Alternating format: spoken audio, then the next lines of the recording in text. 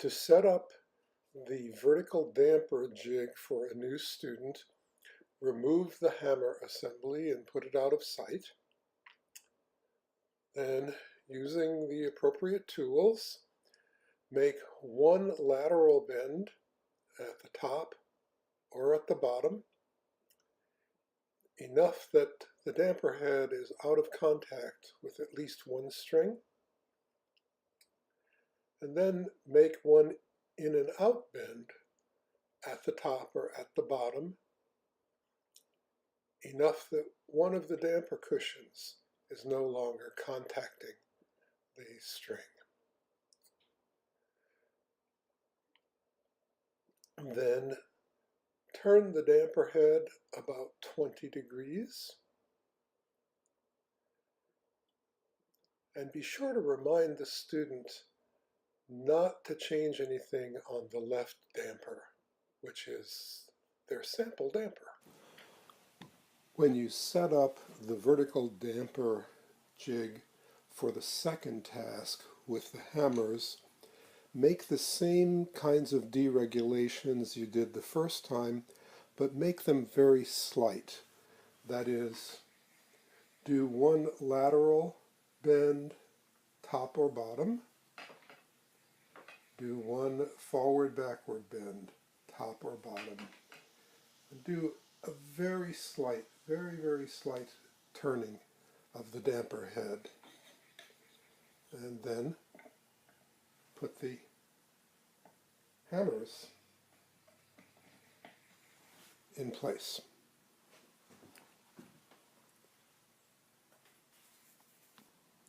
To pack the vertical damper jigs, put all of the tools and parts. Now turn the empty box upside down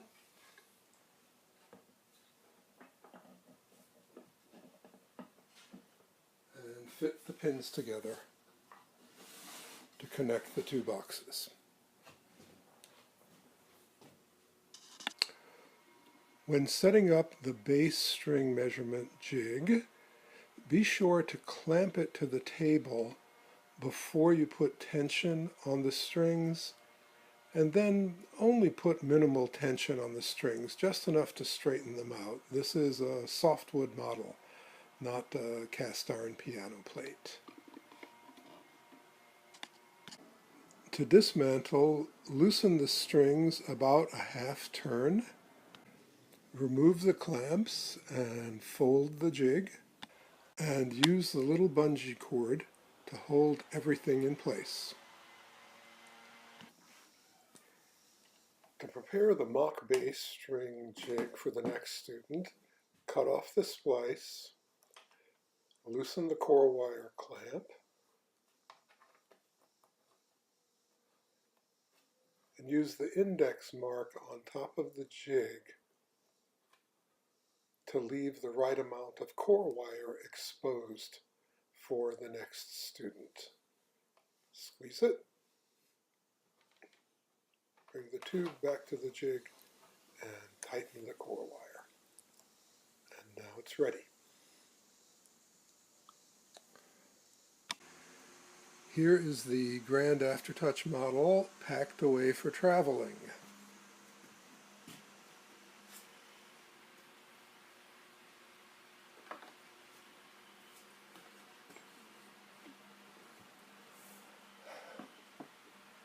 Humidity can influence this little key bed strip, so I've added this screw to make sure that the key bed stays in contact with the glide.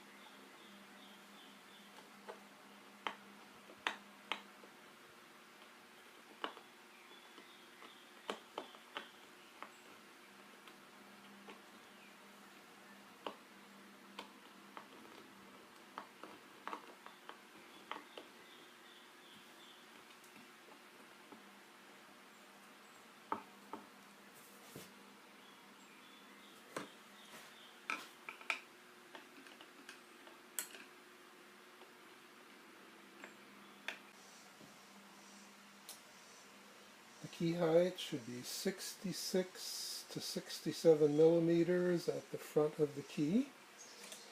You may be able to tweak this with a little screw, or you may need to add or take away punchings.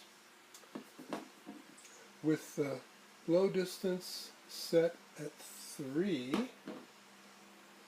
you should be able to have adequate aftertouch with the dip set at 3 or 2.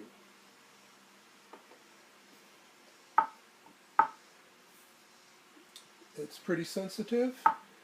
You can tweak this with tiny movements of the let-off button until both settings work.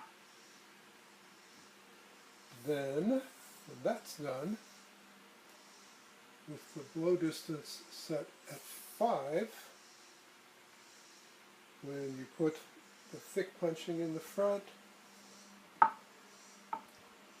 you should have bobbling. You should be able to see that the jack is dragging against the back of the knuckle. Then, with the blow distance set at 1 and the key dip at 0, it should be evident that the jack is fully compressed into the felt at the front of the window on the rep lever.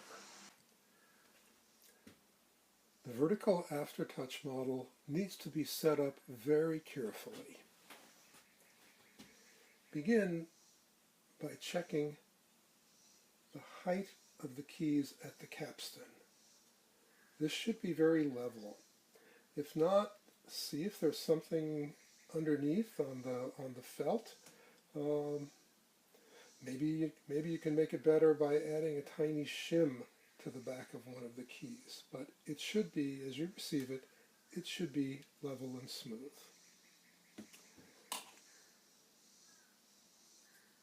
Check the key height. Key height should be 66 millimeters at the front. Then check key dip.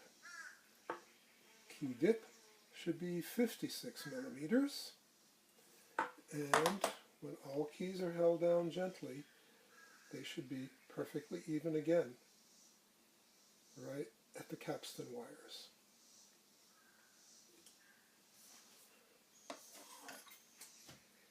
Now, check for the capstan height, which is controlling the whip-ins. We don't have lost motion here because we don't have a hammer assembly.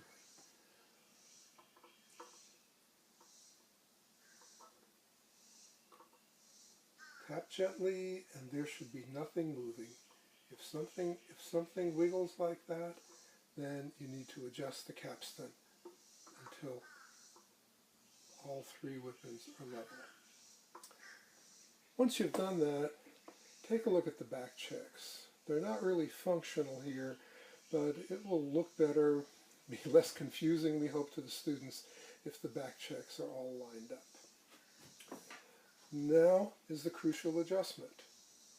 Press down all 3 keys and look down from the top at the alignment of the jack tips. The jack tips should be absolutely perfectly in line. If they are not, then make careful tweaks of the regulating screw. Now the action model is ready. One last detail. If you've put some punchings under there, don't forget, put them underneath the cushions and check the measurements again. If the last student did a pretty good job, all 3 hammers should be traveling straight and be well spaced. So your first task in preparing for the next student will be to remove the travel papers from the middle hammer flange.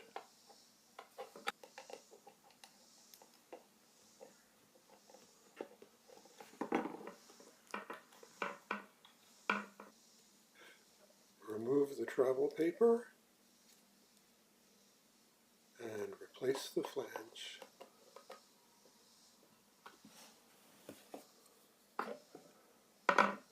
Now it's definitely traveling, so the next step is to loosen all the hammer flange screws.